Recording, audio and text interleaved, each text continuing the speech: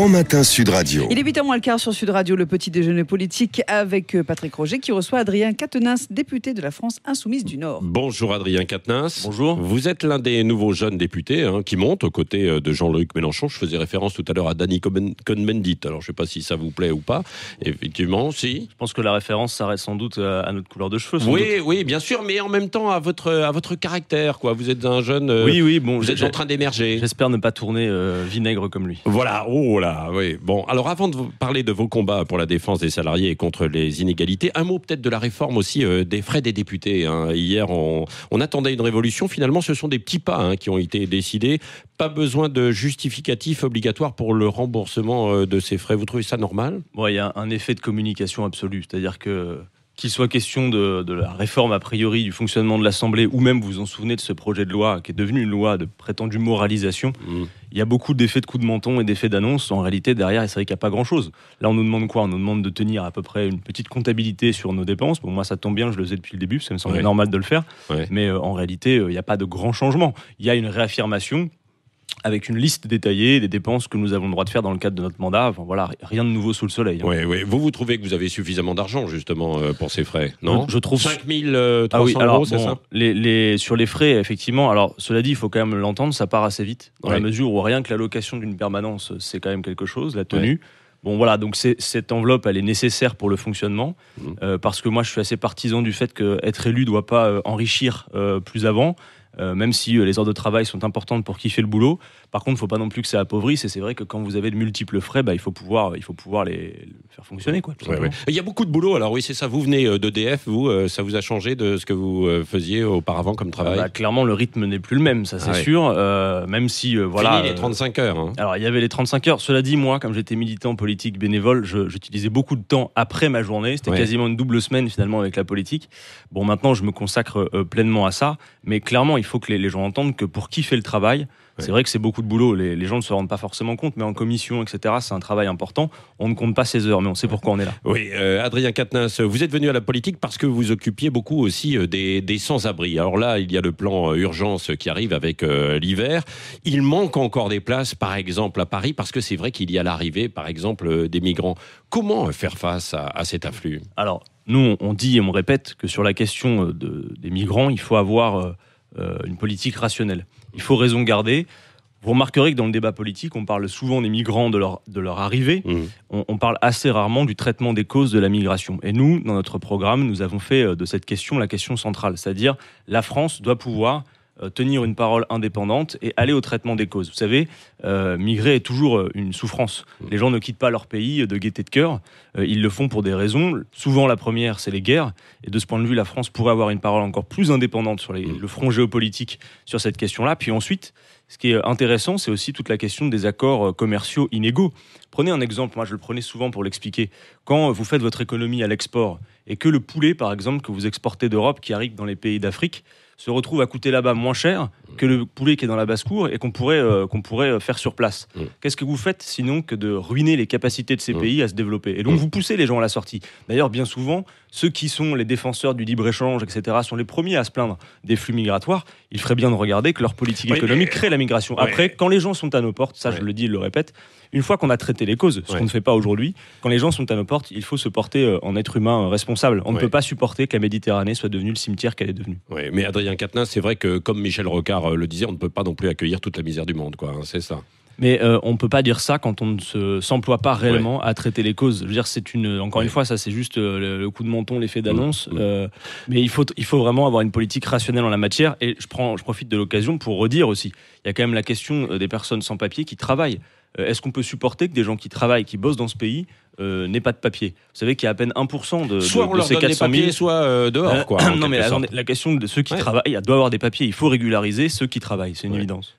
Venons-en aux ordonnances sur le marché du travail, justement. Alors, elles sont votées. Combat perdu, vous espérez encore une mobilisation ou pas ? Le combat continue. Maintenant, nous avons fait un constat lucide, loin d'être un coup de blues. C'est un constat lucide sur la situation. C'est de regarder qu'effectivement, Emmanuel Macron avait essayé de passer inaperçu sur ce texte en le mettant dès l'été avec la méthode des ordonnances qui permet quelque part une procédure accélérée.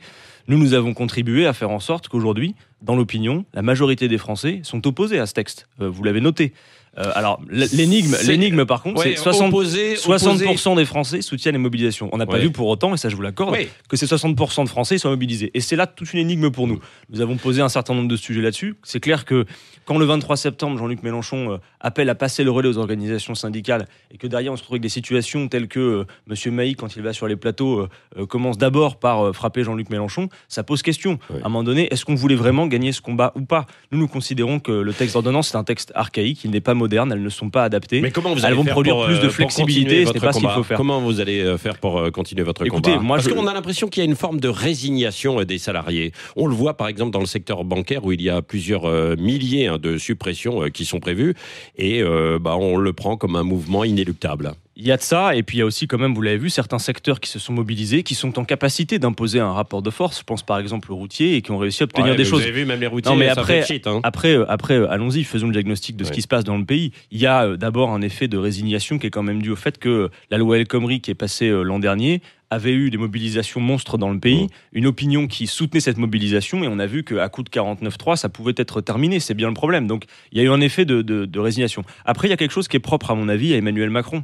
C'est que la prétendue nouveauté qu'il incarne provoque un effet de sidération. Les gens se disent, bon, laissons-lui le crédit de voir ce qu'il fait. En réalité, plutôt que prévu, apparaît le fait que vous passez de Sarkozy à Hollande et de Hollande à Macron. Vous avez d'abord et avant tout un socle idéologique commun qui se poursuit. Et nous allons donc continuer à éclairer là-dessus. Peut-être que des rapports de force au sein de l'entreprise permettront de faire en sorte que ce texte ne s'applique pas partout. Moi, j'ai vu de mes propres yeux que le CPE qui avait été ratifié ne s'était jamais appliqué. Oui, voilà, c'est ça. Alors, mais le rouleau compresseur Macron continue avec la sécurité sociale, qui est en discussion et votée en fait en ce moment. Là aussi, vous allez essayer de vous y opposer ou pas ? Excusez-moi. La sécurité sociale, le plan de sécu. Nous l'avons terminé hier, le texte, donc il y aura un vote la semaine prochaine. Quel est le principal problème sur ce texte ? C'est que d'abord, il y a derrière ce qu'on appelle le PLFSS, le plan de financement de la sécurité sociale, il y a là en fait une profonde réforme masquée de la sécurité sociale. Parce qu'en passant des cotisations sociales qu'on diminue pour aller vers la fiscalisation, on rompt avec les fondements de la sécurité sociale. Or, la majorité n'a pas arrêté de nous dire « Oui, mais baisser les cotisations, c'est baisser les charges, ça augmenter le pouvoir d'achat. » Je demande qu'on m'entende bien ici ce matin.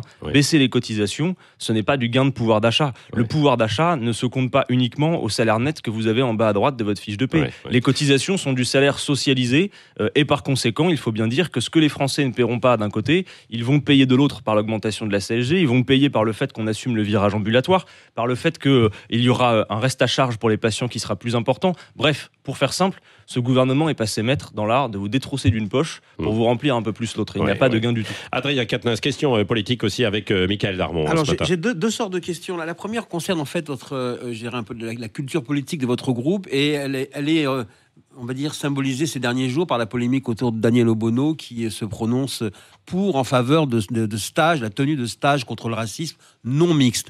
Est-ce que vous êtes d'accord avec ce genre de démarche ? Parce qu'on sent bien que ça fait polémique jusque dans vos rangs. Bon, je n'ai pas entendu, moi, que Daniel Obono ait défendu le fait que ces stages se fassent. Elle a expliqué que dans certains pays, ça se faisait, qu'elle voulait regarder de plus près. Moi, en tout cas, ce que je dis, je le redis, je suis opposé à la tenue de ces stages par principe, je suis déjà exprimé sur le sujet. Maintenant, vous savez, la France Insoumise, nous sommes un grand mouvement inclusif. Nous ne sommes plus les partis politiques avec des dimensions beaucoup plus réduites. Et donc oui, si vous regardez la composition, justement, laissez-moi entre les uns et les autres. Non, justement, j'y viens.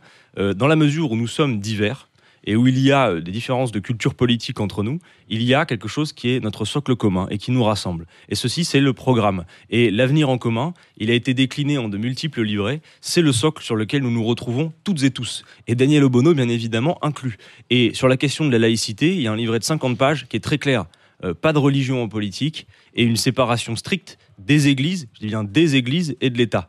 Et qui connaît un peu le socle républicain et laïque, notamment chez Jean-Luc Mélenchon, c'est très bien que là-dessus, il n'y a pas de question. Vous avez vu ce sondage d'ailleurs qui est paru, la valeur que les Français assimilent le plus à la France Insoumise en disant qu'ils la défendent, c'est la laïcité justement. C'est justement le propos, la manière dont ils se positionnent par rapport à ça. Vous parliez de votre programme justement. Les élections européennes, ça va être votre prochain rendez-vous électoral. Comment, vis-à-vis de la critique de l'Europe, comment vous allez vous démarquer du Front National ? Alors, vous avez raison, ça va être central. Parce que aujourd'hui, quel que soit le sujet que vous évoquez, moi je l'observe partout où je vais, la question européenne vient toujours. clairement, il va y avoir un affrontement entre deux modèles. D'un côté, l'euro-béatitude qu'incarne très bien Emmanuel Macron, et de l'autre côté, finalement, les héritiers de l'idéal européen que nous sommes. Je m'explique, nous ne sommes en aucun cas des eurosceptiques. Nous, ce que nous disons, c'est que l'Europe telle qu'elle fonctionne aujourd'hui, c'est-à-dire en gros impacter des pays qui n'ont pas les mêmes normes sociales et fiscales dans des traités qui interdisent l'harmonisation, provoque les tensions que l'Europe devait évacuer. Donc nous disons, vous qui voulez absolument imposer les symboles européens, c'est une méthode couée, parce que le socle du drapeau, il est bancal. Donc nous voulons instaurer un rapport de force, pas pour quitter l'Europe, c'est pas une fin en soi, mais nous disons que si nous sommes contraints de le faire, nous sommes prêts à le faire. Il y a donc une stratégie, le plan A. J'entends le Front National aussi. Non, surtout pas. Non, mais là je vais être très clair ce matin. Écoutez-moi, vous me permettez d'être clair, justement. Le Front National, ou certains partis qui s'en réclament, font de la sortie un objectif politique. Pas nous. Nous, ce que nous disons, c'est que nous voulons renouer avec l'idéal de coopération. Et pour en arriver à cet idéal de coopération, vous êtes obligés aujourd'hui d'instaurer un rapport de force. Donc c'est très clair, nous avons une liste de revendications pour orienter l'Europe, c'est le plan A. Et le plan B, de sortie unilatérale que nous préparons, il est là simplement pour crédibiliser le plan A. Vous ne pouvez pas venir à une table de négociation avec des acteurs qui ont des rapports de force et des intérêts divergents avec un pistolet à eau. En géopolitique, il y a une arme, ça s'appelle la dissuasion. Merci. Notre plan B, c'est la dissuasion. Merci Adrien Quatennens, député de la France Insoumise, d'avoir été l'invité ce matin.